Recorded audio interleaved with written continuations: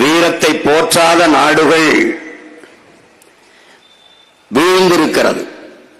வீரமற்ற மக்களை கொண்ட நாடு அடிமைப்பட்டு அழிந்திருக்கிறது. இதுதான் வரலாறு.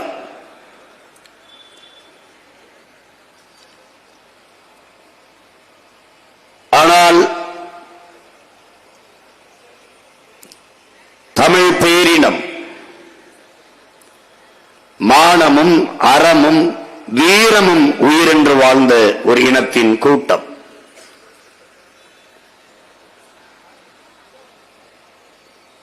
தமிழர்களுடைய அறமும் புறமும், புறம் என்பது முழுக்க முழுக்க வீரத்தின் திரட்சியே.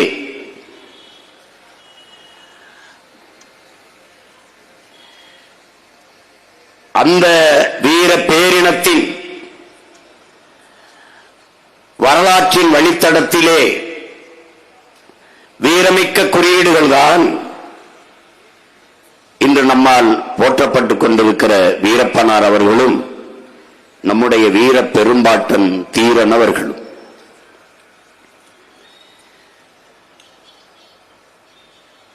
இந்த நாட்டை ஆளுகிற ஆட்சியாளர்கள்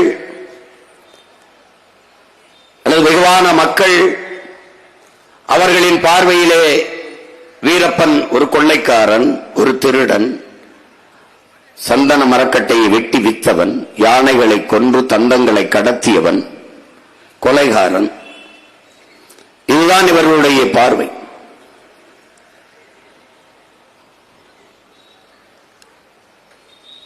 அவனுடைய பிள்ளைகள் நம்மால் எழுப்பப்படுகிற கேள்விகளுக்கு இங்கே எவரிடத்திலும் பதில் இல்லை. நான் இந்த களத்திற்கு தளத்திற்கு வந்த பிறகு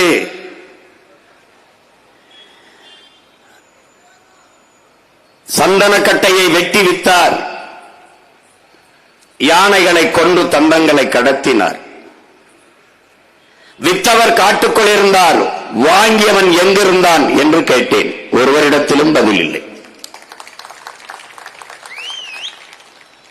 விற்றவரையே தேடி தேடி விரட்டி விரட்டி கொள்வதற்கு பல ஆண்டுகள் போராடினீர்களே, வாங்கியதில் ஒருவனை கூட கைது செய்யவில்லையே, ஏன்?